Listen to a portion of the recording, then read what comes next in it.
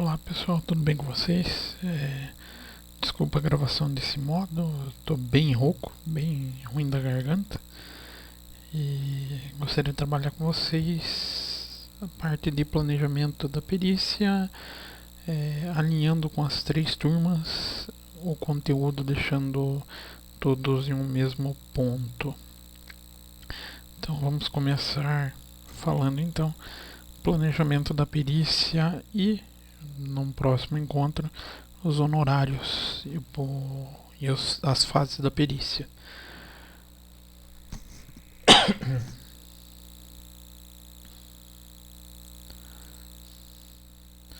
Então, o planejamento da perícia, como a gente já vinha falando desde o início da matéria, a gente tem como foco principal a leitura inicial do processo.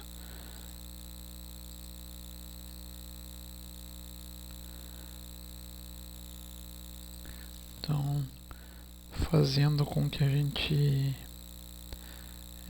no decorrer dessa leitura, vá desenvolvendo os papéis de trabalho. Sempre a gente então deve arquivar eles, hoje em dia de modo muito mais fácil, muito mais seguro, através de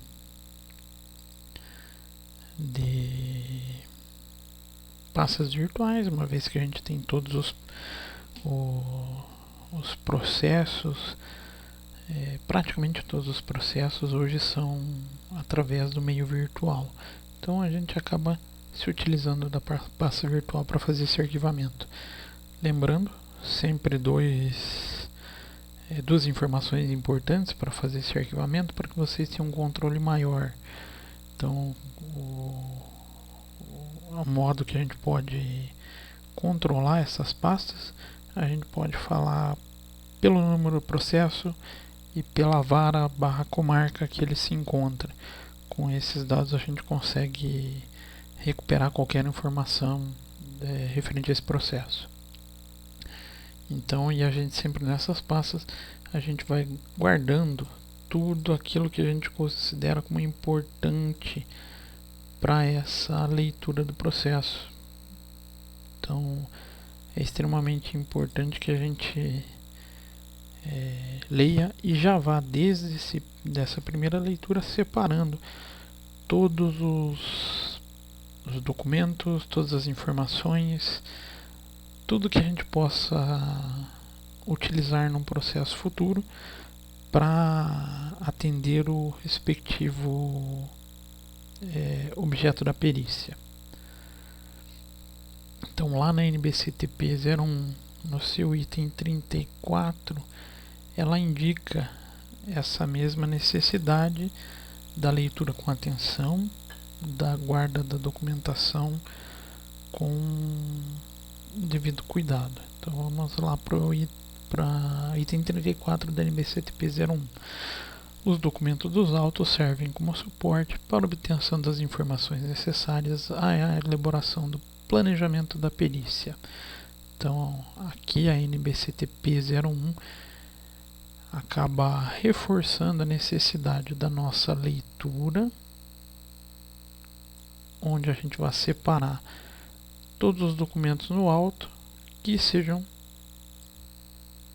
fontes de informação para que a gente responda ao objeto da perícia. Então, consequentemente, com essas informações, ela facilitará ou irá nos auxiliar no planejamento dessa perícia. Então, lembrando, é nesse momento que o perito deverá criar seu controle eletrônico, sua pasta de arquivo eletrônico ou de processamento eletrônico de dados, uma vez com o número do processo e com a vara e o fórum, a gente acaba conseguindo verificar a tramitação dele, os possíveis documentos, bem como qualquer data de carga que foi feita nos autos, de modo que a gente consiga identificar ele a qualquer momento, sem maior dificuldade, sem maior problema de perda de dados. E esse trabalho é necessário uma vez que o planejamento vai culminar com as fases da elaboração da perícia e o estabelecimento do tempo de cada etapa, de cada atividade necessária para a elaboração desses trabalhos ou de cada uma dessas fases e, por fim, é claro, a obtenção do mais importante para um perito, que é a quantificação dos honorários. Então a gente só consegue pensar em valores pensando no tamanho da perícia, qual o volume de trabalho que eu vou ter, qual a demanda necessária que eu vou ter de auxiliares, de ferramentas aplicadas nesse processo, para assim a gente conseguir então quantificar esses honorários, certo? E após essa etapa, então, o perito devolve o processo ao fórum, podendo peticionar o valor dos honorários. Fez a petição, o juiz irá determinar com que as partes se manifestem sobre os honorários. Então isso quer dizer que sempre que a gente vai peticionar os honorários a gente vai receber o valor solicitado? Não. Primeiro vai passar pelas partes e elas têm aqueles 15 dias processuais onde elas poderão questionar o valor dos honorários e o juiz só vai autorizar o depósito judicial por uma das partes quando todos estiverem de acordo. Então,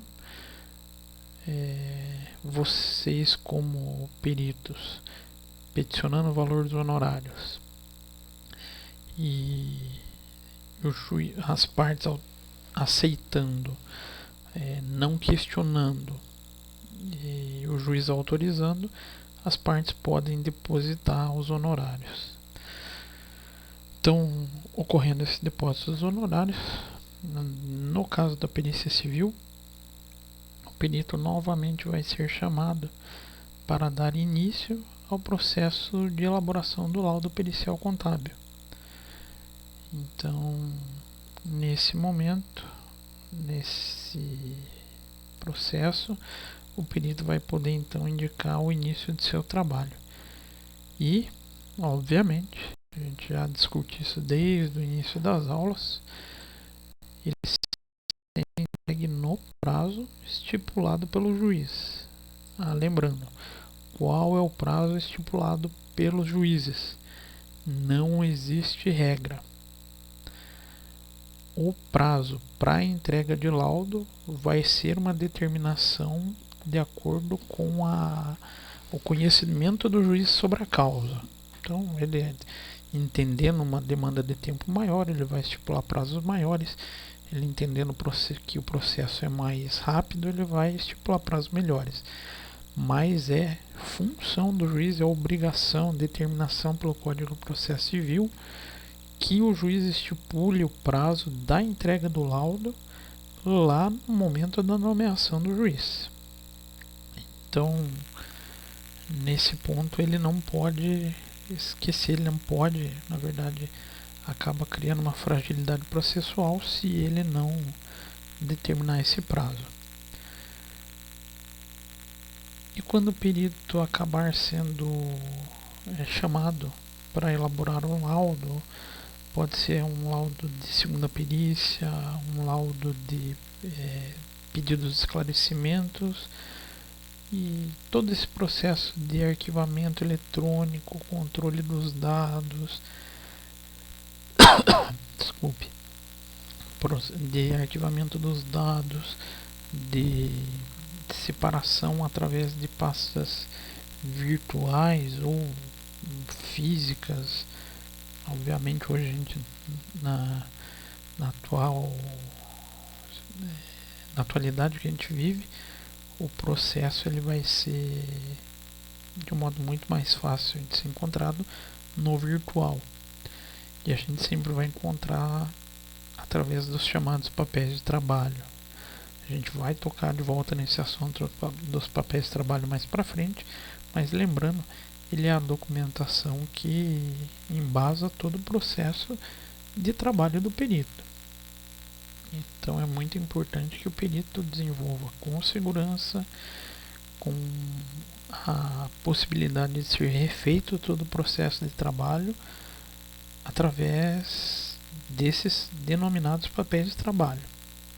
Lembrando, não são papéis físicos, a gente já discutiu isso em sala de aula, são formas de controle da função desempenhada pelo perito, não necessariamente o papel físico. E lá na NBCTP 01 também ela deixa claro sobre o planejamento. Então, sobre o planejamento, ela se utiliza dos itens 31 e 32 para falar sobre a necessidade do planejamento da perícia e da utilização dele para sua possível formatação de honorários. Então vamos lá, item 31. Planejamento da perícia é a etapa do trabalho pericial que antecede.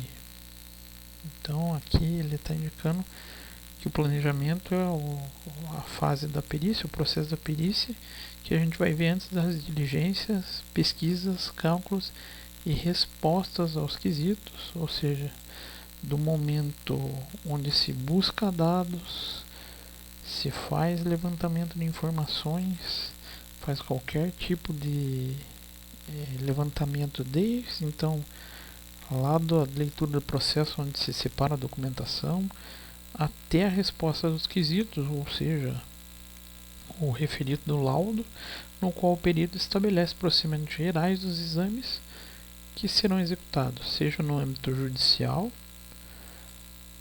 seja no extrajudicial, no qual ele foi nomeado, indicado ou contratado, elaborando a partir sempre do exame do objeto da perícia. Então é importante sempre todo esse planejamento ter como objetivo final, então buscar como resultado final o objeto da perícia, o objeto em discussão, ou seja, a resposta que vai auxiliar o juiz na sua tomada de decisão em respeito a essa disputa. Não temos como direcionar o planejamento do trabalho que não seja especificamente para esse caminho.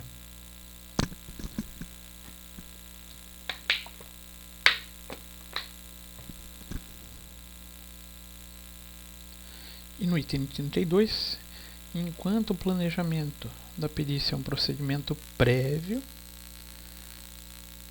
abrangente, que se propõe a estabelecer todas as etapas da perícia, então, no planejamento,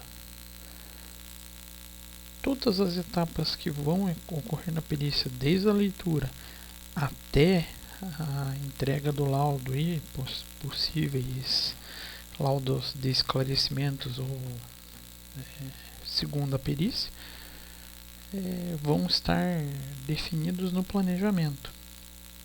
A gente também encontra a figura do programa de trabalho, onde é especificado cada etapa que vai ser realizada no processo. Então, para cada uma das fases que a gente vai desenvolvendo no processo, a gente vai estabelecer programas de trabalho para que a gente consiga então levantar dados suficientes para atender o objeto da perícia. Então, dentro do planejamento, a gente vai estabelecer todo o programa de trabalho para que a gente consiga então responder à necessidade do juiz, responder a dúvida com base no processo ou no objeto da perícia. Então, lembrando, o objeto da perícia é sempre a discussão que está em andamento, que trouxe o juiz, ou trouxe a dúvida ao juiz. norma trata também dos objetivos do planejamento. Então, lá na NBCTP 01, lá no seu item 33, ele traz a reprodução do que são os objetivos do planejamento para a norma. Então, vamos lá para o item 33. Os objetivos do planejamento da perícia são: a. Conhecer o objeto da perícia, a fim de permitir a adoção de procedimentos que conduzam à revelação da verdade, o qual subsidiará ao juízo, o árbitro ou interessado em tomar a decisão a respeito à lide. Então, conhecer o objeto da perícia. Primeira coisa que o item 33 traz para a gente. Então, é um tema que a gente já vem destacando desde quando a gente iniciou esse processo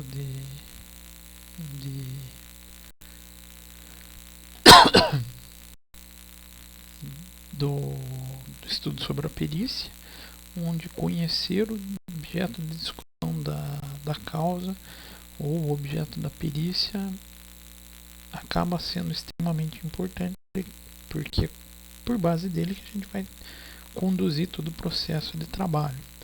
Então, obviamente, a norma traz como primeiro objeto do planejamento conhecer o objeto da perícia ou conhecer o objeto de causa.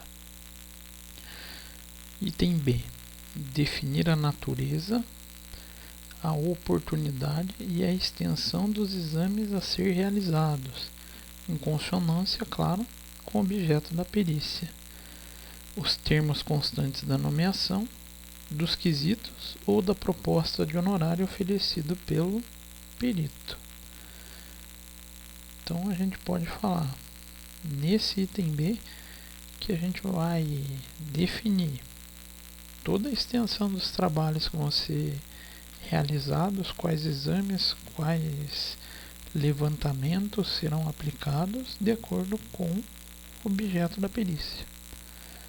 Então, ali, conforme o que o juiz necessita, conforme suas dúvidas, então, conforme o seu planejamento de trabalho, a gente vai então conseguir definir melhor como traçar esse trabalho, como vai ser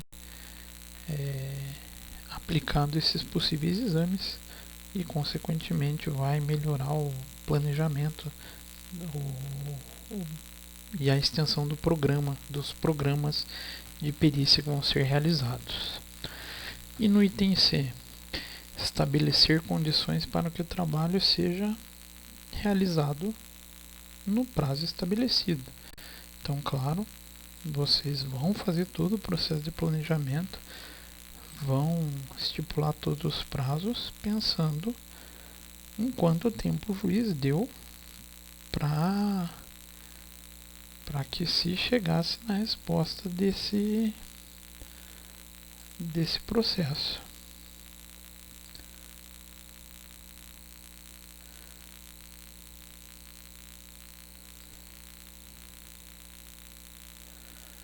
E o item D, identificar problemas e riscos que possam vir a ocorrer no andamento da perícia.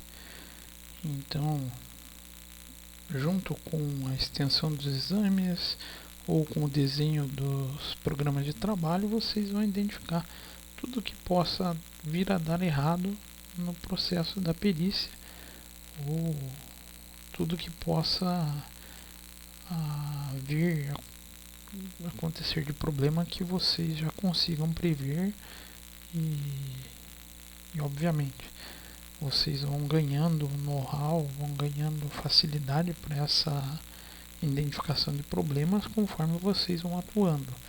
Não acontece da noite para o dia. Então é só através da atuação, muitas vezes do processo de tentativa e erro, que vocês vão identificar possíveis problemas e riscos. No item E, identificar fatos que possam vir a ser importantes para a solução da demanda de forma que não passem desapercebidos ou não recebam a atenção necessária. Então, no item E, ele já vem trazendo o que eu acabo destacando desde o momento onde a gente começou a discutir carga nos autos. Então,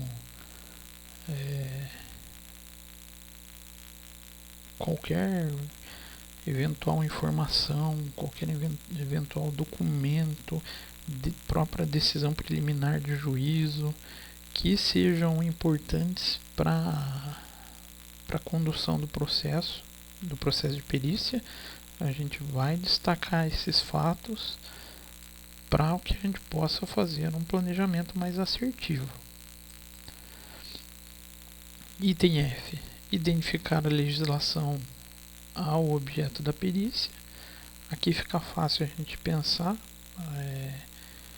na necessidade de conhecimento da matéria em discussão, até para finalidade de suspeição, né? Lembrando que o perito ele tem a função de se declarar suspeito sempre que ele não tiver conhecimento da matéria aplicável, a matéria não aplicável não ser de seu domínio, ele deve se declarar impedido por motivos técnicos científicos. São um dos 3 critérios dos impedimentos técnicos científicos. Então é importante a identificação da legislação para que vocês consigam até verificar a necessidade do material que vocês vão aplicar no processo, ou mesmo se declararem impedidos. Item G. Estabelecer como ocorrerá a divisão de tarefas entre os membros da equipe, sempre que o perito necessitar de auxiliares. Então aqui também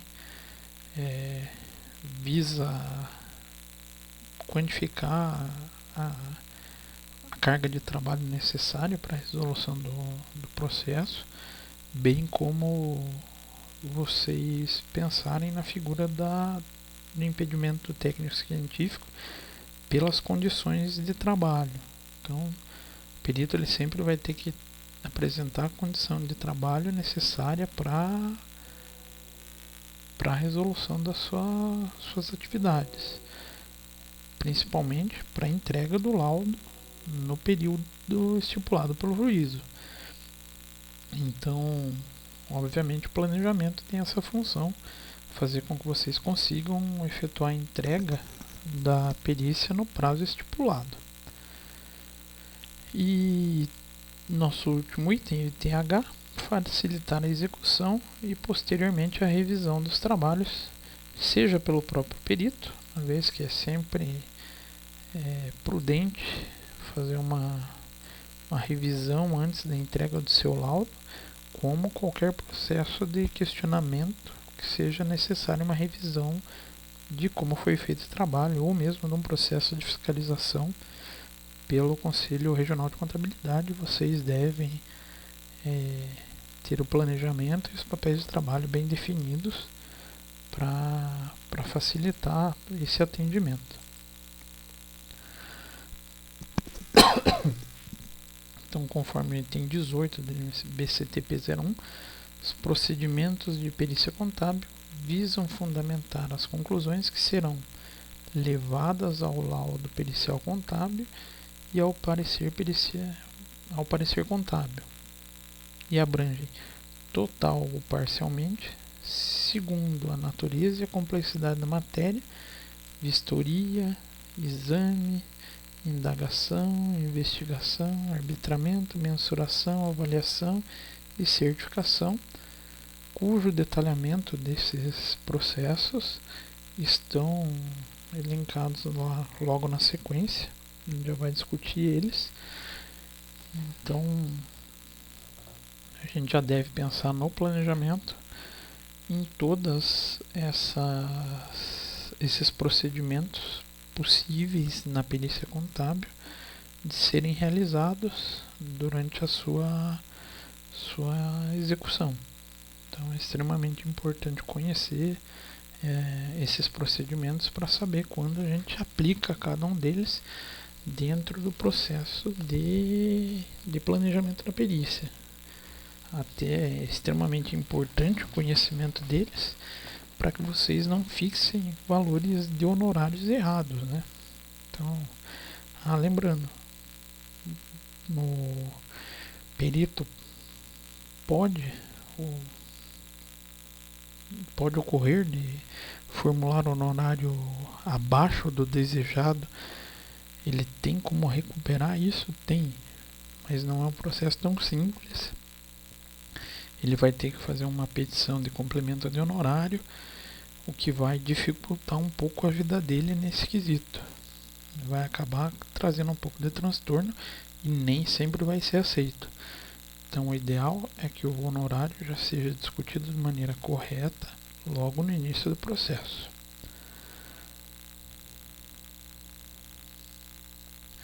Então, seguindo esses procedimentos, a gente vai encontrar como primeiro o exame. Item que não tem como a perícia contábil fugir, a gente sempre vai se deparar com ele dentro de 99% dos processos periciais. Então, exame e análise de livros, registros de transações e documentos. Tendo em vista que a nossa base para a escrituração contábil são registros de transações e documentos escriturados na figura de livros, a gente acaba então, na grande maioria dos processos de perícia contábil, na elaboração, no planejamento, a gente passa a pensar sempre na figura de necessidade de exames. Vou depender de exame? Não vou. Então, um exemplo, a gente está fazendo uma revisão trabalhista, um levantamento, uma perícia onde o juiz tem a necessidade de conhecer sobre quantidade de hora extra.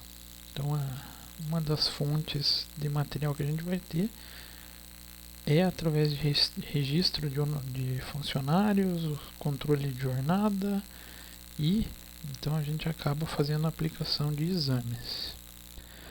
Próxima técnica é a vistoria. A vistoria é a diligência que objetiva a verificação e constatação de situação, coisa ou fato de forma circunstancial. Então a vistoria nada mais é do que ir ao local verificar de forma mais próxima ou verificar em loco uma determinada situação, coisa ou fato necessária para a resolução do litígio.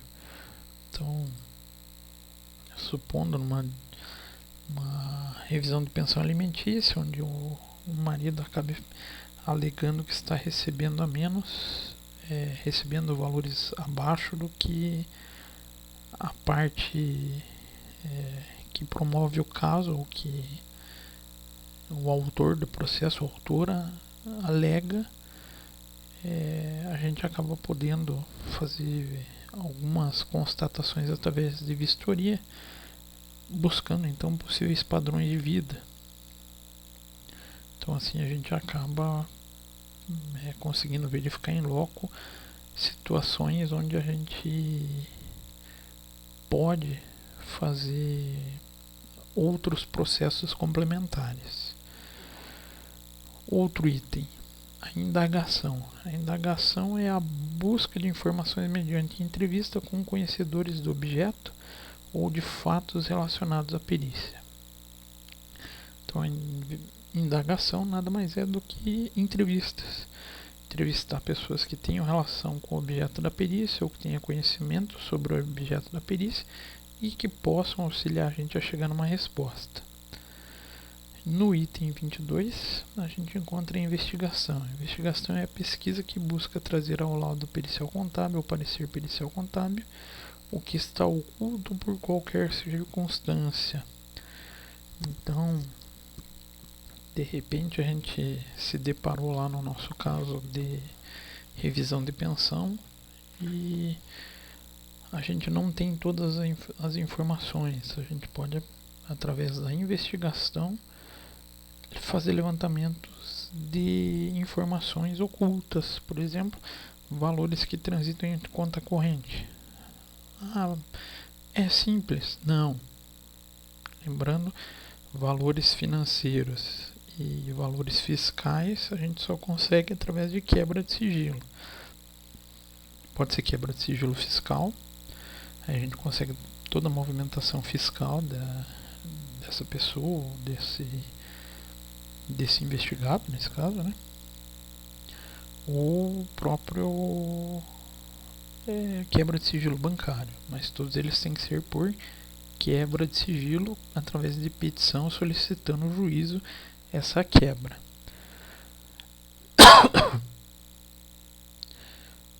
Mais uma ferramenta, o arbitramento.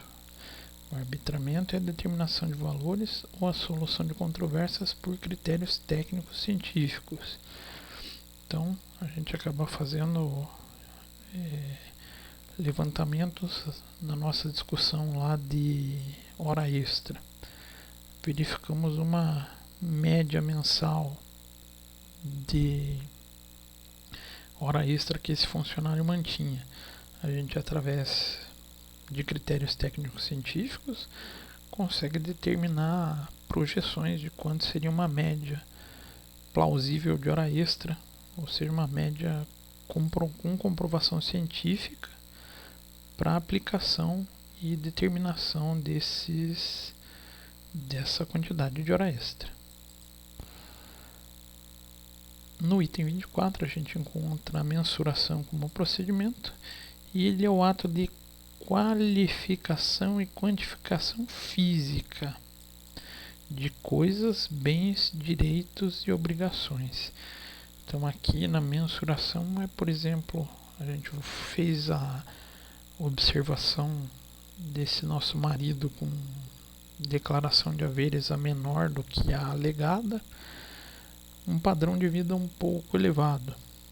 Então a gente consegue, através de mensuração, verificar possíveis bens. Então, quantificação física e qualificar esses bens. Mas lembrando, a qualificação não é ainda atribuir valor. O atribuir valor a gente vai encontrar aqui no item 25, que é a avaliação. A avaliação, sim, é o ato de estabelecer valor de coisas, bens, direitos, obrigações, receitas e despesas. Então a gente viu que esse possível réu tem uma casa no Alphaville. Bacana, a gente já sabe que é uma casa no Alphaville. Mas quanto vale? Aí eu vou partir para a avaliação, que é buscar identificar o real valor desse bem ou desses direitos ou dessa coisa. E por último, a gente vai encontrar lá na NBCT P01, no item 26, a certificação. Certificação é o ato de atestar a informação trazida ao laudo pericial contábil pelo perito contador, conferindo-lhe caráter de autenticidade pela fé pública atribuída por esse profissional. Em geral, quem se utiliza do processo de certificação acaba sendo muito mais os peritos assistentes. Eles vão fazer a reconferência, vão indicar se realmente o perito nomeado ou o perito contador fez todo o seu processo da forma que atestou veracidade a sua resposta ou não, podendo então assim ser apresentado um parecer questionando a posição, indagando a resposta do perito contador ou não, e até em casos extremos onde a certificação garante aos assistentes que a resposta é realmente aquela, eles podem até mesmo assinar em conjunto o laudo pericial. Não é tão comum, mas pode acontecer. Tendo em vista esses exames, a gente vai encontrar a figura das diligências, que já são o pensamento de como esses processos vão ser conduzidos, como esses processos vão ocorrer no trâmite do planejamento da perícia. Então, nessa fase do trabalho pericial, o perito nomeado pode identificar a necessidade de novos documentos, novas informações, ou aplicação de exames para instruir a elaboração do laudo. Oportunidade que pode contatar o assistente técnico, caso a parte tenha contratado, ou mesmo um representante legal, pode ser uma das partes ou os seus advogados, para que lhe forneça elementos necessários para dar a continuidade às atividades periciais. Lembrando aqui, sempre que as partes contratarem o assistente técnico, a gente deve dar prioridade a esses assistentes, ao perito, uma vez que eles são partes interessadas no desenvolvimento do trabalho. Eles geralmente acompanham todo esse processo de perícia, até para poder efetuar o seu parecer contábil, parecer pericial. Então, essa solicitação de documentos é feita por meio de diligência. E a gente encontra esse item diligência lá na NBCTP 01, no item 35.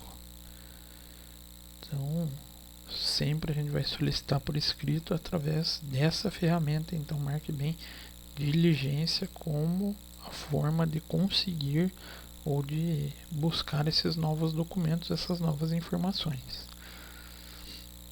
Item 35. Em caso de ser identificada a necessidade de realização de diligências na etapa de elaboração do planejamento, devem ser considerados, se não declarada preclusão de prova documental, a legislação aplicável, os documentos, registros, livros contábeis, fiscais, societários, laudos e pareceres já realizados e outras informações que forem identificadas como pertinentes para determinar a realização do trabalho. Então, durante o processo de levantamento pericial, vocês viram que serão necessários novos documentos. Vocês podem então solicitar através da figura da diligência. Lembrando, a diligência sempre tem que ser entregue de modo formal, de modo escrito, a figura dos peritos assistentes ou de seus representantes legais, os representantes legais das partes. E as diligências, então, devem ser formalizadas por meio de documento oficial. Então, essa figura escrita ou formal da diligência vem sendo denominada, ela traz lá na NBCTP 01 como termo de diligência. A gente vai trabalhar mais para frente esse assunto, mas a gente já consegue ter uma noção sobre esse instrumento lá no item 47. Termo de diligência é o instrumento por meio do qual o perito solicita documentos, coisas, dados, bem como qualquer outra informação necessária à elaboração do laudo pericial contábil ou do parecer pericial contábil. Então, a gente tem que frisar que o termo de diligência é sim um instrumento oficial por meio do qual o perito solicita às partes novas informações. Então, sempre através da figura do termo de diligência. E as diligências sempre, então, como a gente já falou, podem ser direcionadas preferencialmente ao assistente técnico ou a qualquer outra pessoa ligada às partes, ou ainda a qualquer ente envolvido no objeto em discussão dos autos, mas sempre com o conhecimento das partes. E a utilização então está amparada nos itens 10 e 11 da NBCTP 01. Item 10. Mediante termo de diligência, o perito deve solicitar por escrito todos os documentos e informações relacionados ao objeto da perícia. Então, somente através de um termo escrito, o perito vai conseguir solicitar informações às partes e só vai constituir caráter de prova durante esse processo se esse rito for seguido, senão ele pode ser questionado. E caso, isso daqui aparenta ser caso, mas acaba sendo rotineiro, a gente tem que tomar alguns cuidados quando a gente não é atendido. Então, a eventual recusa do atendimento às diligências solicitadas ou qualquer dificuldade da execução do trabalho pericial deve ser comunicada com a devida comprovação ou justificativa ao juiz, em se tratando de perícia judicial ou a parte contratante no caso da perícia extrajudicial. Então é extremamente importante que o perito mantenha dentro da sua documentação os registros de visita.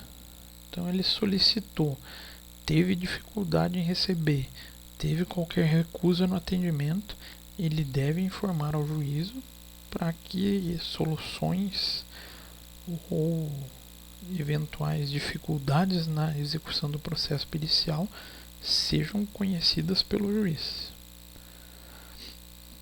E a NBCTP também orienta os profissionais quanto à forma de registrarem quando essas diligências, bem como as pessoas que recepcionam os termos de diligência no item 13. Então, lá no item 13, o perito deve manter registro dos locais, datas das diligências e nome das pessoas que atenderem, livros e documentos, coisas examinadas ou arrecadadas, dados e particularidades de interesse da perícia, rubricando a documentação examinada quando julgarem necessário e possível, juntando o elemento de prova original, cópia ou mesmo uma certidão. Então, sempre que o perito for executar esse processo de diligência, ele vai sempre fazer a anotação: quem são as pessoas que ele conversou, quem atendeu ele, qual o material que ele examinou, quais os livros que ele examinou, quais os dados levantados, e, havendo necessidade, ele vai rubricar a documentação examinada.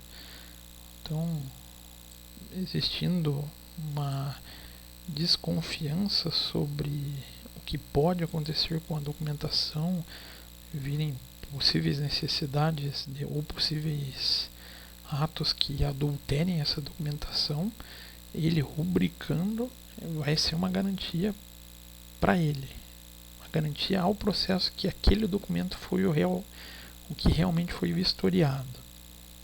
Então isso ajuda, mas nem sempre é necessário.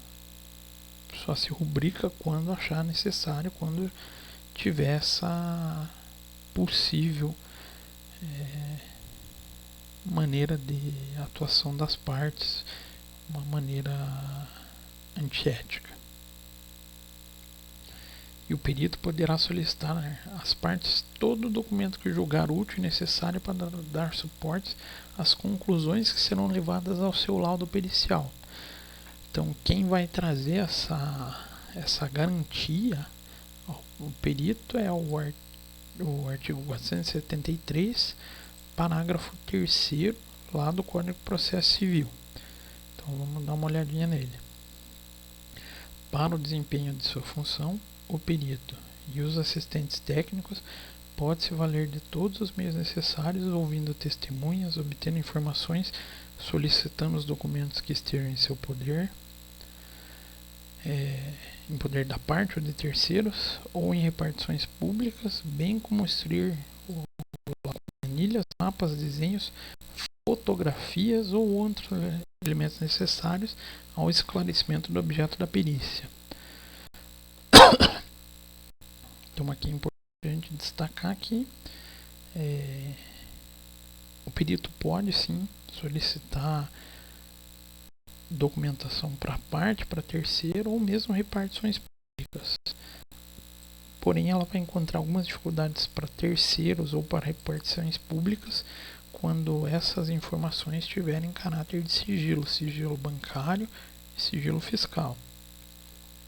Por mais que a legislação, o Código de Processo Civil, lhe dê essa garantia, quebra de sigilo bancário e sigilo fiscal sempre por determinação judicial através de petição de quebra de sigilo. Não conseguimos acessar entidades fiscais ou entidades financeiras sem esse pedido.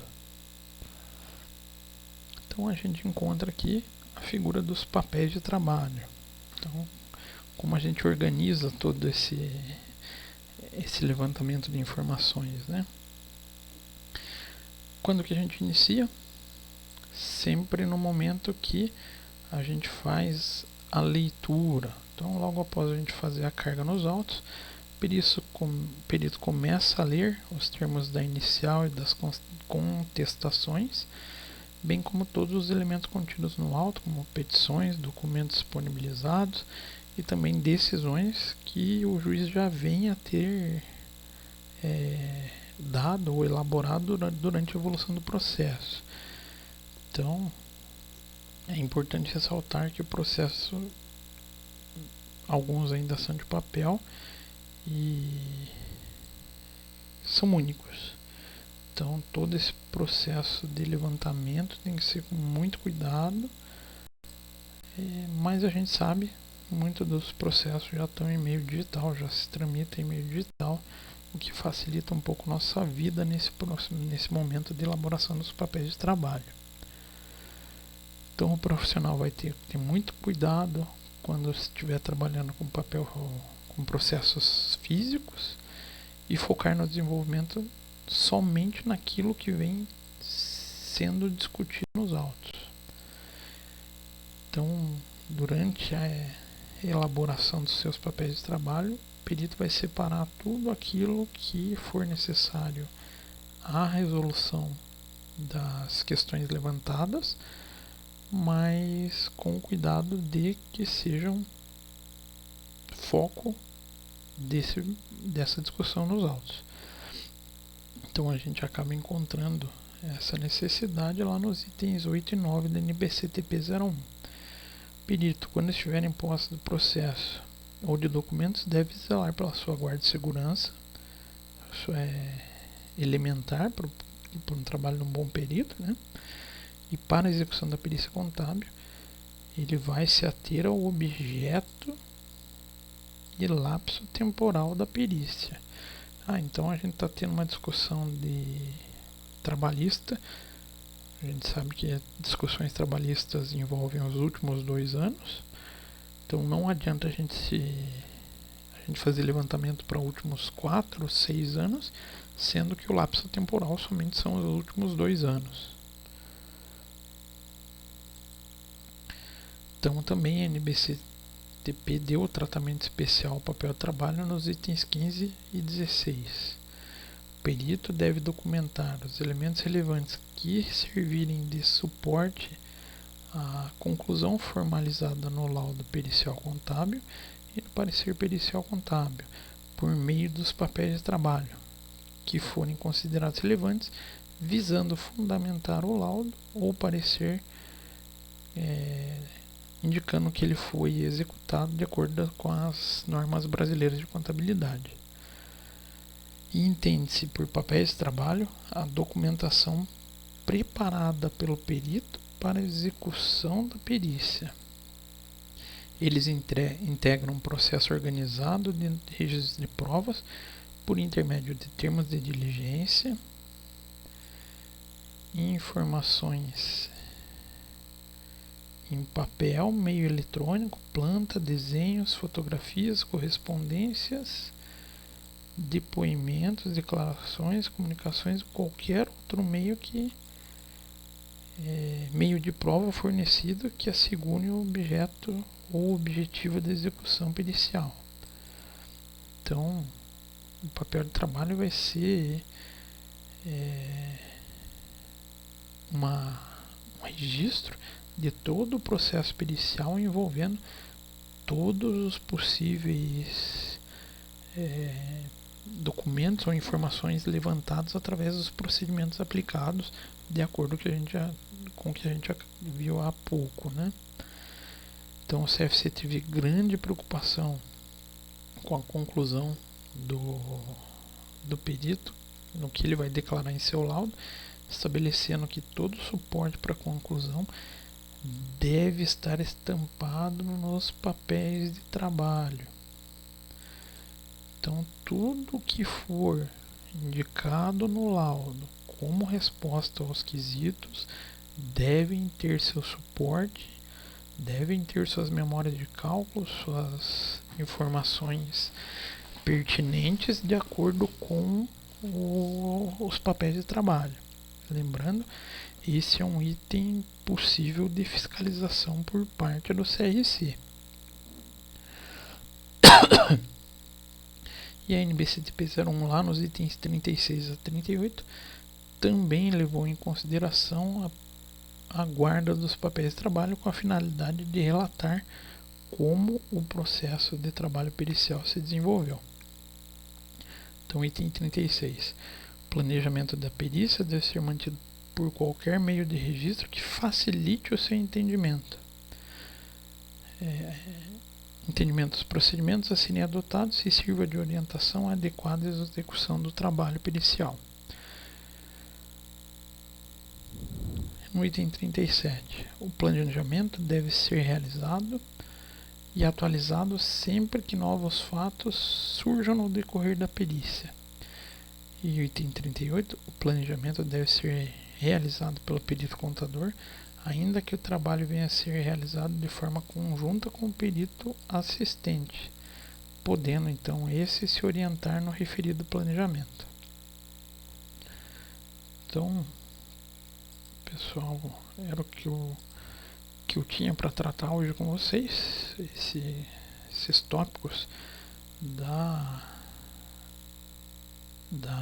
planejamento, da importância do planejamento, da diligência, da maneira como se diligencia, sempre por escrito, de maneira formal, as partes, ou principalmente se a gente encontrar a figura dos assistentes, aos assistentes, e os papéis de trabalho, que eu sempre vim frisando durante as aulas, que são ferramentas fundamentais para o controle, para revisão, ou até como o pessoal da auditoria gosta de falar, que seja possível retrilhar o trabalho de perícia contábil.